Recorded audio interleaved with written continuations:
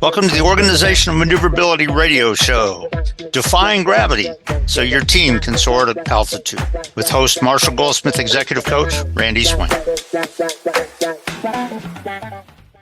Well, hello.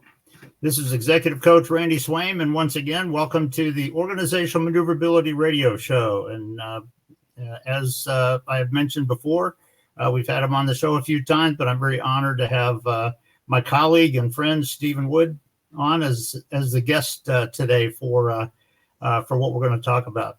So very honored to have him here. And so I'll tell you what, Steve, anything you want to share, just introduction wise, for anybody that is listening or whatever, feel free. Hi, Randy. Good to see you again. You bet. Good to see you. No, look, by now we've done a few of these. So yeah, we have. I'm hoping that people will know who I am, but very quickly, Steve Wood, I'm here in Sydney, Australia, and throughout my career, I've sort of been fascinated by, what makes successful people tick, and what makes people that are nearly successful or should be successful sort of not quite make the grade. And so I've immersed myself into, the science around what's going on inside us, because often we blame, circumstances, the environment, the opportunities, the people, we work with as the stumbling block why we can't move forward. But very rarely that is the case. I'm not saying that those situations don't exist, but it's all about what we're thinking in our mind, and how we perceive things, that really makes the difference. So and I'll tell you too, just with what you said, that's a key aspect that brings neuroscience to the table for leadership, but also when you're talking about organizational maneuverability and you're talking about leading teams and situations and environments that are not just academic or predictable, there's a bigger insight that leaders have to really get their teams to success. And also what you're saying is good on that. I appreciate that. And so, yeah, and I know you wanted to kind of think about today a particular topic that is key for people to think about on this. So I'll let you progress. So, look, I think we should just pick up on that point that you made then, Randy, is that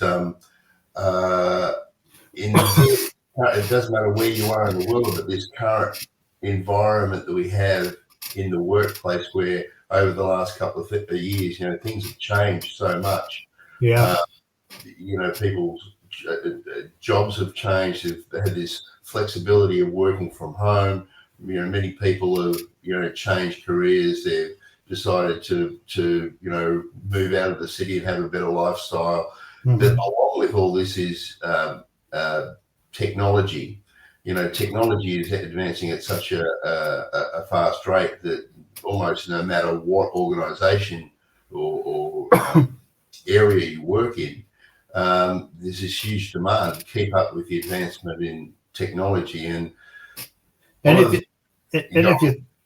you think about that too, every person that's on your team is a little bit different, and that can aggravate the whole thing. And when you have people that have been inducted into this high-tech environment, you may have 10 people on your team, and that your team may have 10 different ways of thinking about something and stuff. So it can be very challenging, as you're saying correctly, for sure. Yeah. And so I thought today that all those things bring with the, depending on how we're perceiving them, stress. There's almost no organization, or there's nobody that at some point doesn't complain about the amount of work they've got to do, or the stressful environment they're in, the people that could, lots of people don't like their boss. They don't like the person who's sitting in the cubicle. And I thought today would be a good opportunity just to explain exactly what's going on. We think that it's all happening outside of us, but it'd be good to get an understanding of what's actually going on inside of us. Yeah. Proceed. Yeah.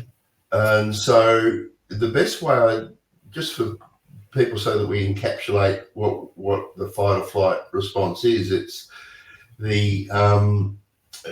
when the brain perceives that there's a danger, and then it prepares the body by releasing adrenaline and cortisol and other chemicals, so that the body can run, fight, or hide. And when I'm talking to a group of people, the best way that I like to explain this is, now people could be driving a car, so that we don't want them to close their eyes. But if for a moment you could close your eyes and imagine that, because the fight or flight response is a primitive response, it's not something that us as humans have just created. It's been around for ages. So if you could, for a moment, just be still and you close your eyes and you imagine that you're in the African savannah and you're the zebra. And the sun is coming up over the horizon. The grass is covered in dew, and you're just having a lovely time of eating away on the grass. And then all of a sudden, there's just this very gentle shift in the breeze, and you get a sniff of something that's just not quite right, and you recognize it as a threat. In an instant, your body prepares itself. It's not even, I don't even like to call it prepare, because it happens in such an instant. Yeah. Your body floods itself with adrenaline and cortisol, and before you know it, you've taken off and you've got that lion in hot pursuit. Now, after about 90 seconds, and this is based on science as well, is that this surge of chemicals that go into our body is only very short term.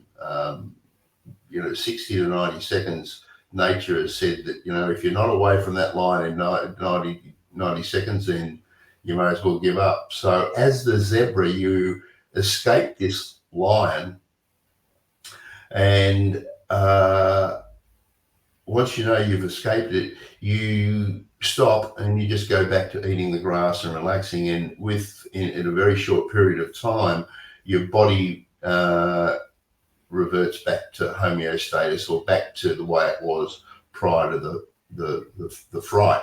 Now, you open your eyes and you imagine that you are sitting behind your desk at work, and you've got a whole lot of other situations going on. You've got a huge workload. You've got people that you don't get on with. You're unsure about the directions of what you're meant to be doing. So you're doing exactly what the zebra has just done. You're sitting there, you're stressed, you've got adrenaline and cortisol flowing through your body. And the problem is, it's like having the accelerator on and the brake on in your car at the same time. Unlike the zebra, you can burn off the chemicals that are giving you the energy. Remembering that adrenaline and cortisol have got they're loaded with the equivalent of sugar to give you that energy to run.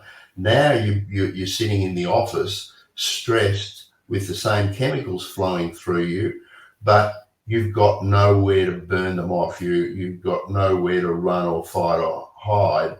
So then the next phase kicks in, where you start to get frustrated, you start to get angry. You have arguments with people, and then this doesn't go on for 90 seconds. It can go on for hours. It can go on all day. It can go on for weeks, months, and for some people, even years. Yeah. So I think the point here is that these threats. This is one of the things that took me a long time to sort of understand. I thought that, in my career, that the boss he was not a nice person. But Mm-hmm. then I observed other people walking into his office, having fun with him, joking. And so I realized that often it's this image that we have that creates the stress is a perception. It's the idea that we've created in our own mind.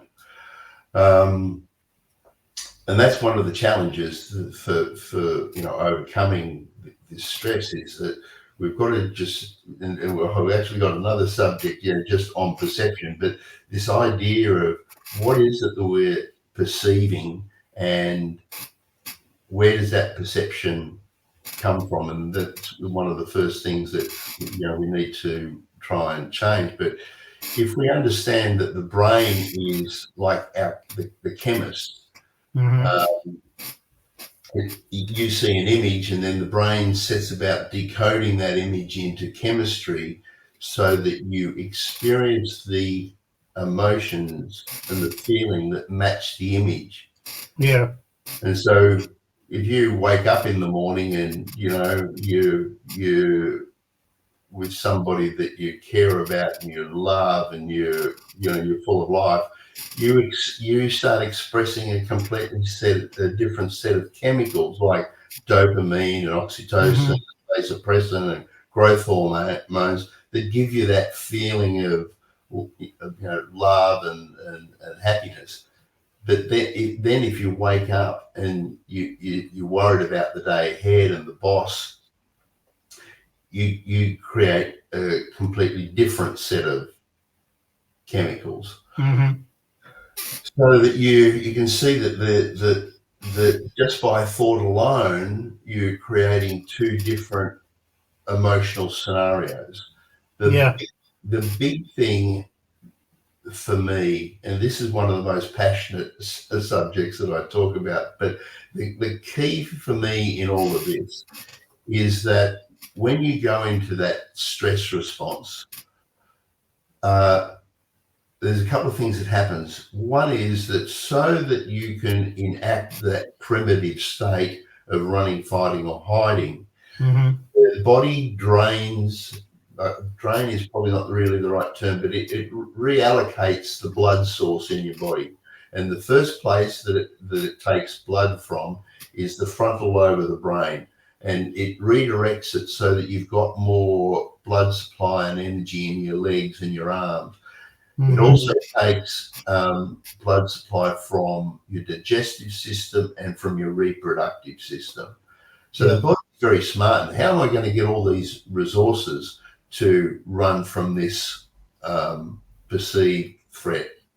And it's interesting with what you just said too, because you're right. And you know what, when the blood and all that leaves your prefrontal cortex up here, guess what? Your situational awareness can drop off, and you're not responding in a way that is going to be successful in that situation. So good point.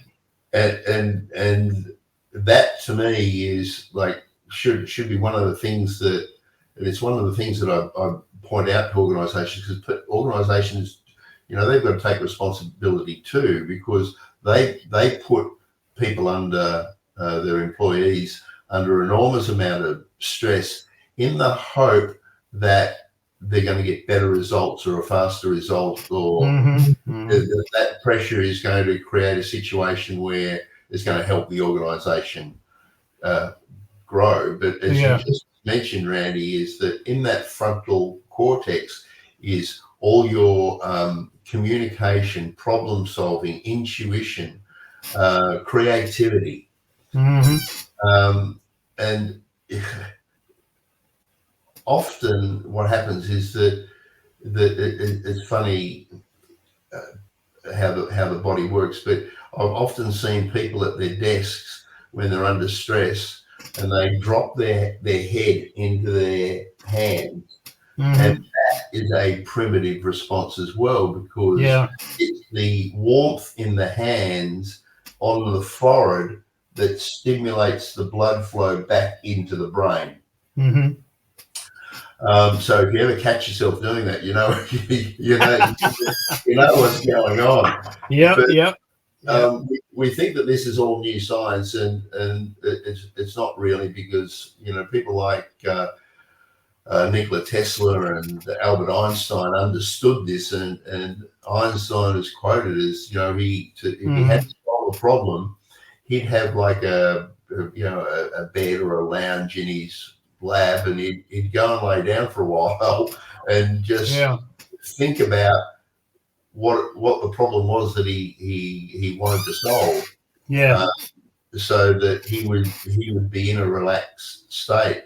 So my real mantra often with organizations is, like, if you want to grow, you want to be more competitive, you want to be more creative, then you've got to stop putting people under this enormous amount of stress, thinking that it's actually working, because it's not. Yeah. And if I could just share one thing very aligned with what you just said, for sure, if you have to, as a leader, if you have to kind of have sort of a correction discussion with one of your people or whatever, you can do that in a way that's effective, or a way that screws it all up. And like you said, it can, all the things you're talking about, you can do it in a way where it's better and keeps the blood up here, or it can be done in a way where it all goes down and they give up, kind of thing. There was one guy that used to work for me that I won't tell you the details of it because it's not important, but there was one time where he was really causing a problem for our whole team. So I had to go have a conversation with him. And when I did, I sat down, and my whole conversation was just like this. It wasn't this, it wasn't yelling at him, it wasn't anything like this. It says, this is the one thing you need to do. And the next day he came in, I was in my manager's office, and he knocked on the door, and I said, hey, come on in. And when he came in and closed the door, he said, is there any chance that what we talked about yesterday doesn't have to go out of here? Yeah. And I looked at him and I said, look, I just want it fixed, and I think you have the ability to fix it. And I said, to be honest, nobody outside of our team here knows anything about this. I said, if it gets fixed, we're good. And he did. You could see over the next week or so how he was changing, how he interacted with other people. And it's like you said, because those two are amazing aspects of it. And when we're leading somebody, we got to realize it's not just about doing it kind of dysfunctionally. Yeah, absolutely. It's it's breaking the habit. But I think that the next I was going to make, Randy, is that there's a couple of other key things here, and that is also when I'm talking to an organization, I have like a beaker of like a jug of liquid, just colored water. That represents, when you wake up in the morning, that represents all the energy that you've got to use today. And you've got to be aware of how you're going to use that energy. Now, if you're taking a spoonful out here and another spoonful out there for stress and upset, that's all coming out of the same energy resource. And then by the end of the day, what you've got left is for health, restoring the body, giving you energy for all the other things that you've got in your life. So it's like one of the ways of thinking about it is really, how am I going to use all the resources that I've got today to build my body up, to make it healthy? Am I going to waste it on the stress and the anxiety and the upset? Yeah. The other thing that I've also noticed in organizations is that where there's stress all the time, it becomes part of the culture of the organization, but it also becomes a habit. So if you're just like learning the ABC, learning to count, learning to drive a car, Mm-hmm. you know that the more you repeat, the more it becomes wired into the brain. It creates its own neural network. So Mm-hmm. if you're under stress all the time and you're repeating, I don't like that person, I hate this job, I don't know what to do. Whatever the inner talking is, the inner talking is really, really important. That ends up creating a memory, and it becomes a habit. So, so the person that triggers you mightn't even say or do anything, but because it become a habit, they trigger you automatically. Yeah. And that's not necessarily something you want to be focusing on, kind of thing, in some cases, I guess. No. And of course, the other thing, the other effect of all of this is, what it does to our health. So I don't want to get too deep here, but if you're using your resources in your body to handle stress and pressure, that starts to affect what's going on in the body as far as your genes are concerned. So, I don't want to go too deep here, but our body is basically a protein producing machine. So every cell in the body, if it's a muscle cell, they're creating myosin and actin, and skin is collagen and elastin. In your immune system, you've got proteins are antibodies. So when you're under stress, the body doesn't have the energy to start making these healthy proteins. Then you get the problem where people get sick and they're not at the level that they need to be to carry out their job. So I think the point is that in this day and age, people think that stress is just part of if you got an important job, or any job really, that stress is part of it. And I just go, it might be okay for a month, 2 months, a year, or whatever, but it's going to not only take a toll on your creativity, but it's going to take a toll on you physically. And it's not something that just happens by chance. There's actually a science behind it, and you need to be aware of the signs that are taking place. Yeah, and that's a good point. And you mentioned at the very beginning of all this the concept of fight or flight. And one thing that I kind of have shared before is the last thing you want is for it to be all fight or all flight, kind of thing. There's, you can fight just enough to get past this little thing or whatever, but to think mentally that we have to be all 100% fight or flight, can really distort all that you're talking about on that. And so having clarity on it, having wisdom on it, as you're stating correctly, that does everything, and it can make you do the right things at the right time without just gravitating to either fight or flight, kind of thing. And so it's kind of an interesting point. I think I always like to use an aeronautical example, but I think one of the important things for people to understand is that we're all built to have this system activated. Like there are going to be times when you're going to need huge amounts of energy to react to a situation. And look, I always remember when I flew solo for the first time. Like, man, I tell you, I was stressed. Can I do this? How am I going to get down alive? But it only lasted a short period of time, and when I got back down on the ground, it was like this. The result was this balancing act of euphoria. Yeah. you'd accomplish something. So I don't want people to think that they should never ever experience this. You know, I call it exhilaration. You know, the stress. There's times when we need it, and you know, you tell me if I'm wrong, but I guarantee you that you've had situations flying where something might have gone wrong. I don't know. There were some. Yeah, maybe an engine failure or something, and your body has come to a state where you have to focus and go through the checklist and work out exactly where you're going to land, or how you're going to get the engine started again.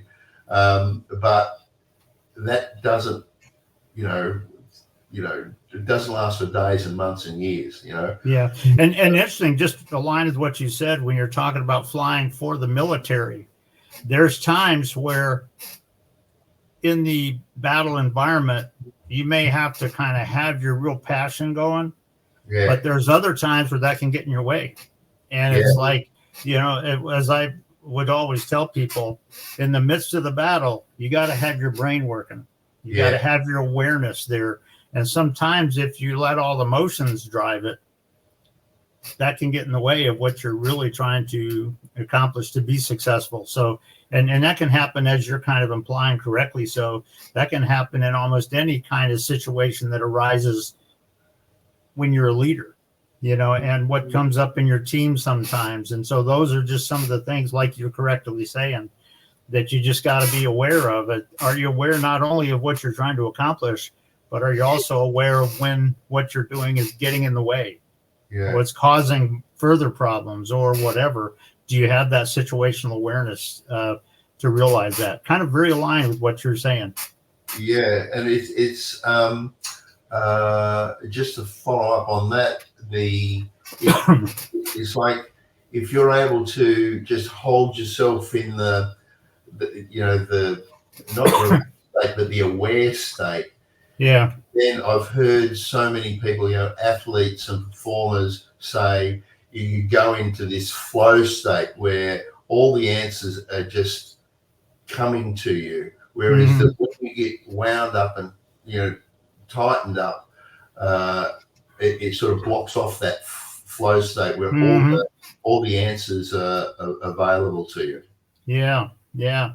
Well, that's true. I tell you, that's a good point when you're talking about all this, particularly when you're leading teams or you're trying to be successful in a rapidly changing, unpredictable environment, which is the nature of organizational maneuverability. So some real value to that. Let me just let you share anything else that you'd like to share, maybe in conclusion or whatever, anything you want to pass on to the listeners for sure.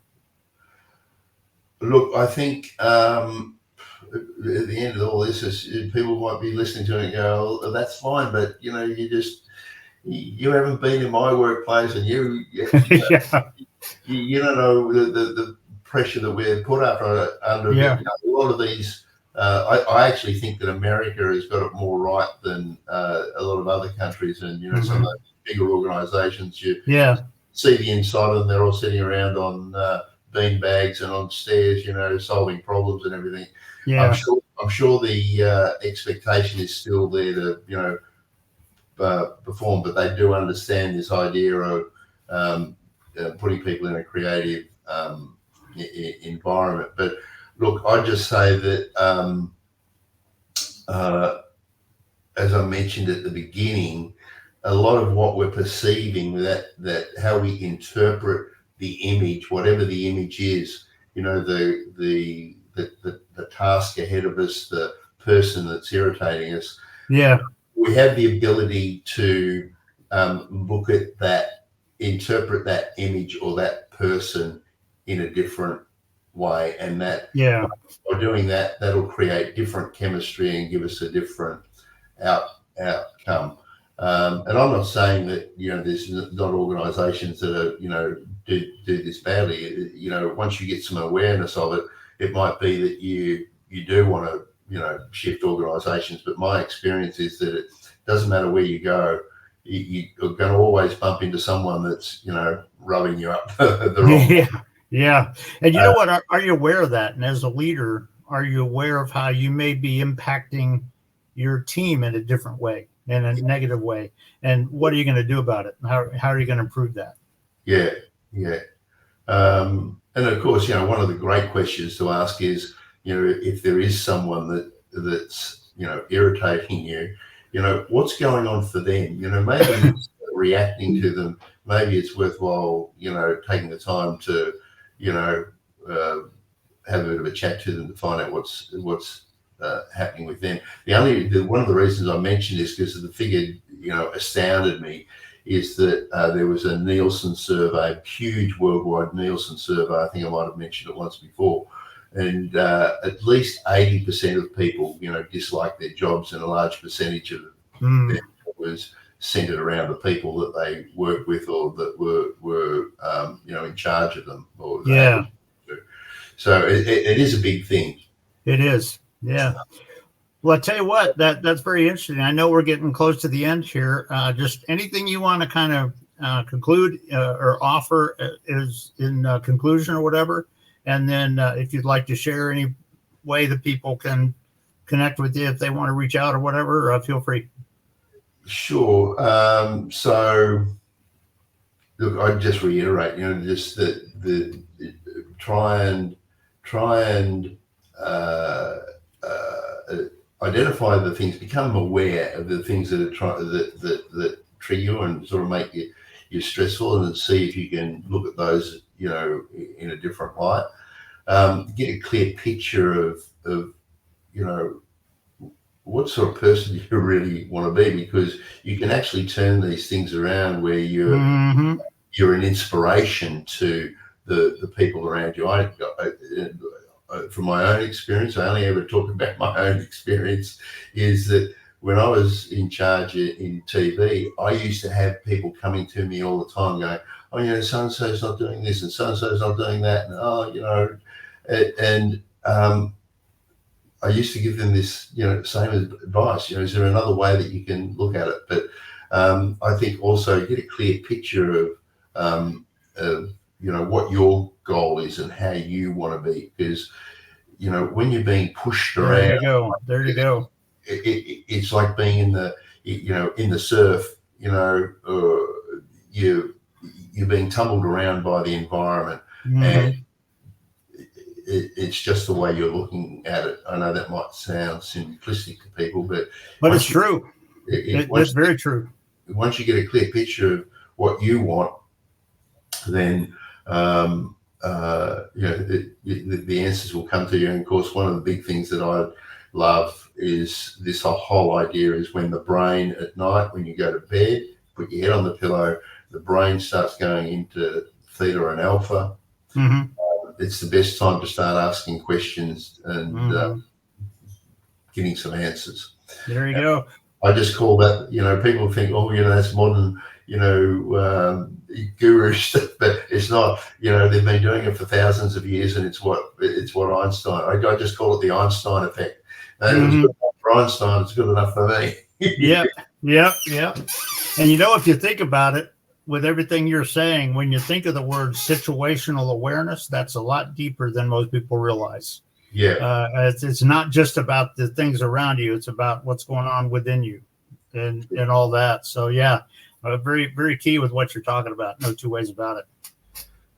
So, if people want to get in touch, they can just go to leadersinmind.com, and there'll be a way there that you can get in touch with me.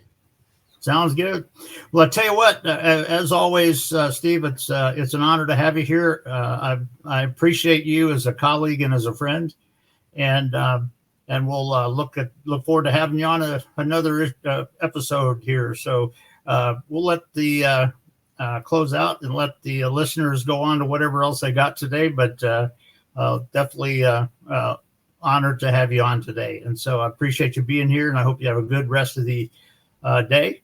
And we'll look forward to seeing you again. Thank you so much, Randy. I look forward to it. I've got plenty more up my sleeve. Sounds good, man. Are you looking for even more of the podcasts and hosts that you love? The Podcast Business News Network is proud to announce that you now have even more ways to listen live. Check out the MyTuner Radio, online radio box, and Simple Radio apps on iOS and Android, or find us online. Search for Business News Network on mytuner-radio.com, or search Podcast Business News Network on streama.com and onlineradiobox.com/US. Take your podcast on the go and don't miss a minute of the action.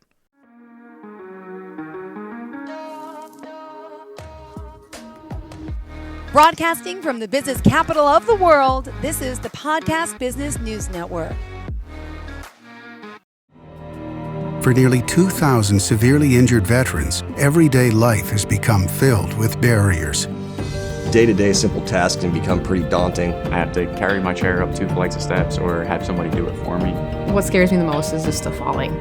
When I'm struggling with my house, I think, to have that one great barrier just knocked down, it's crucial. Home for Our Troops is a wonderful nonprofit that builds a mortgage-free, fully adaptive, handicap-accessible house. And there's no catch. It'll be our very first home that we've ever owned. This is a game changer. This is where your life begins again.